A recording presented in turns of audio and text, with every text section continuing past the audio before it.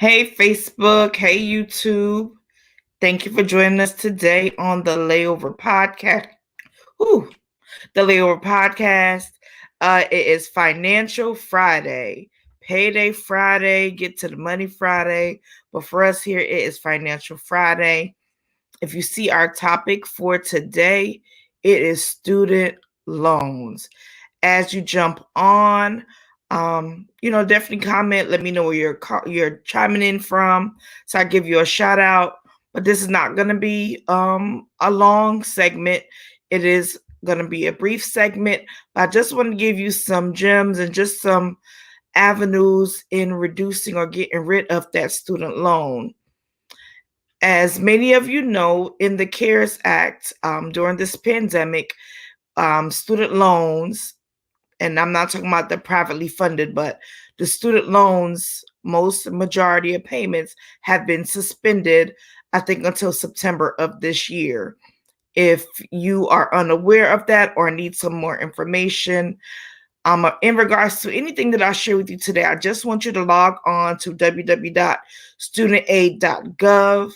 That is where you would go to get just some expanded information in regards to getting rid of these student loans.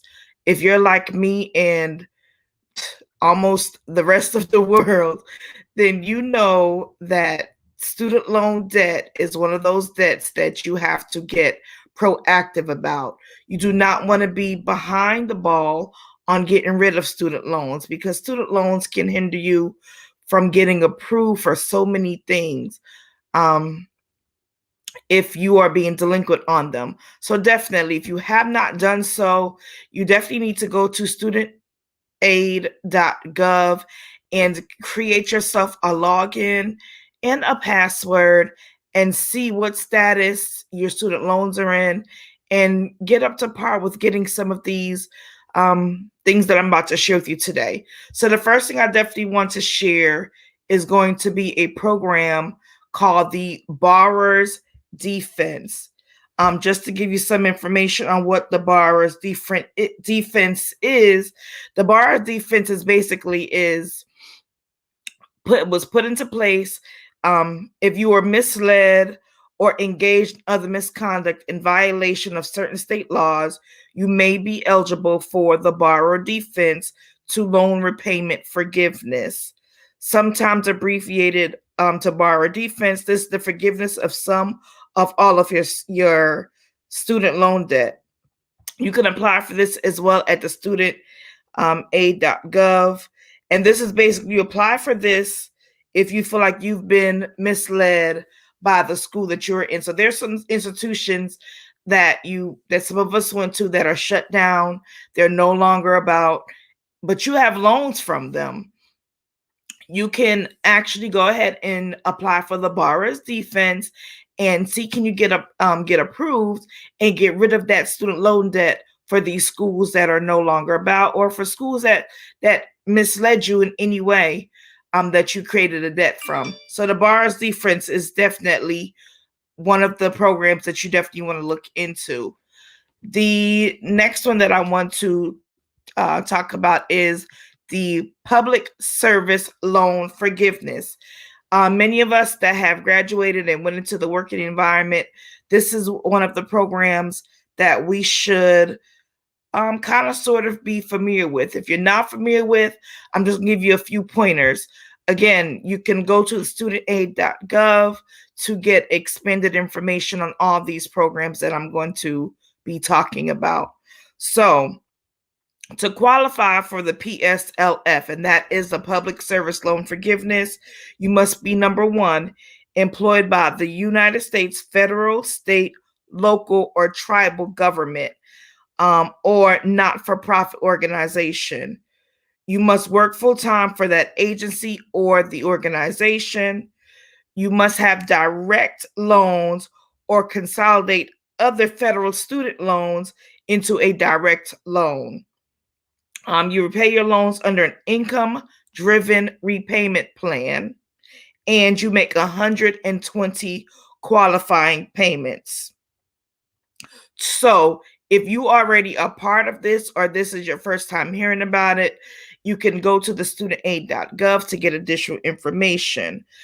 To ensure that you are on the right track, if you're already a part of this program, you should submit a public service loan forgiveness application so you can go ahead and start this plan. You have to make 120 payments in order for them to go ahead and look at your document to see if you will be approved for the public service loan forgiveness. If you've done this and you are not approved, there's a high rate, a percentage of people that have not been approved. You can also look into the temporary expanded public service loan forgiveness. And that one is also abbreviated TEPSLF. For the TEPSLF, the Temporary Expanded Public Service Loan Forgiveness, that is a separate application. And that is if you've applied for the public service loan forgiveness and some of your payments were missing out of the 120, you can apply for the Temporary Expanded Public Service Loan Forgiveness. Again, log on to studentaid.gov for further information. The last program that I want to bring to your attention is going to be the TPD, Total and Permanent Disability. So in regards to the temporary and permanent disability, borrowers must submit an ongoing annual paperwork for 3 years following their discharge to qualify their status and employment earnings. So just to go back a little bit, the Total and Permanent Disability Discharge Program allowed student loan borrowers who are unable to maintain substantial, gainful employment due to a medical impairment to get their student loans forgiven. It is an ongoing process that takes about 3 years. You have to do an annual recertification.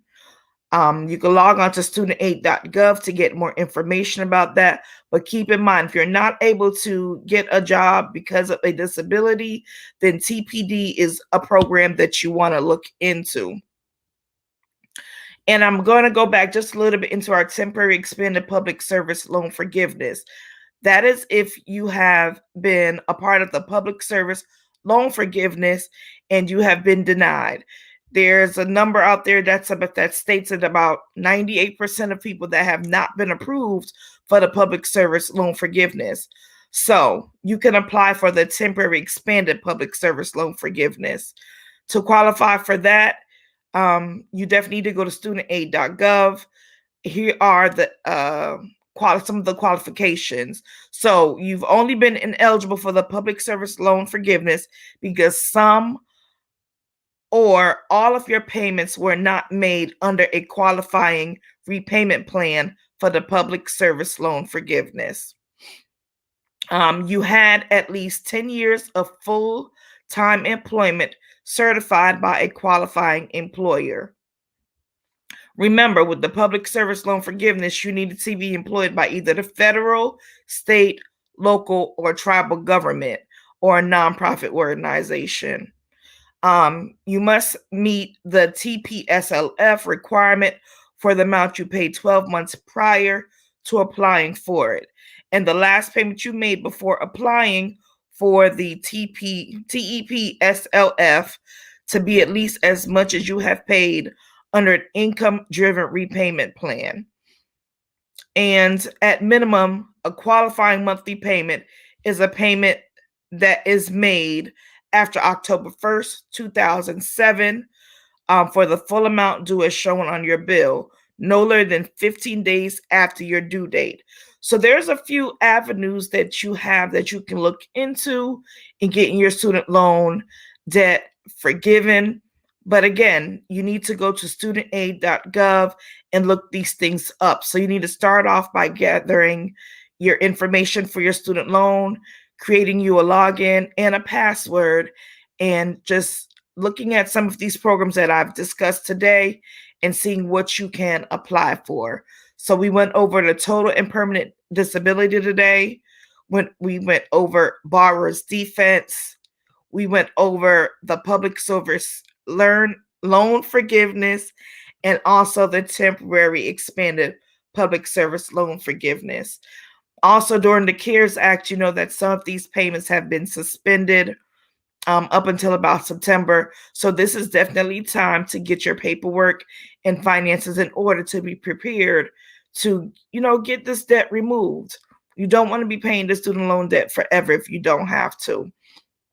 Also, I know that there's been talks in recent news as well with the Biden administration offering or trying to offer $50,000 in student loan forgiveness. So you definitely want to stay abreast about that information as well. I know some of us may be afraid to even look at the student loan because of how big those numbers are, but we have to get familiar and we have to get comfortable in knowing what we owe and creating a plan on how we're going to get rid of this debt. So, hope to help someone. If you know anyone that has student loans, definitely share this video.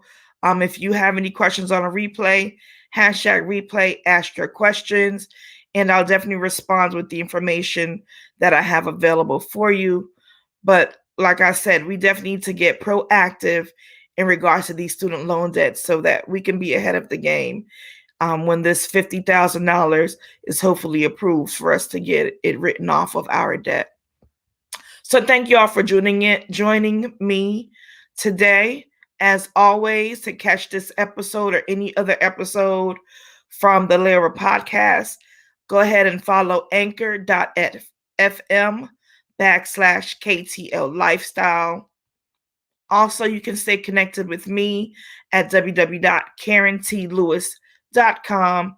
And as always, thank you for joining us on the Layover Podcast. And I'll see you again next Friday for our Financial Friday. And also, I'll see you this weekend for our Self-Care Sunday, which I'll be posting shortly, the information for that. So have a good Friday. See you guys soon. Bye-bye.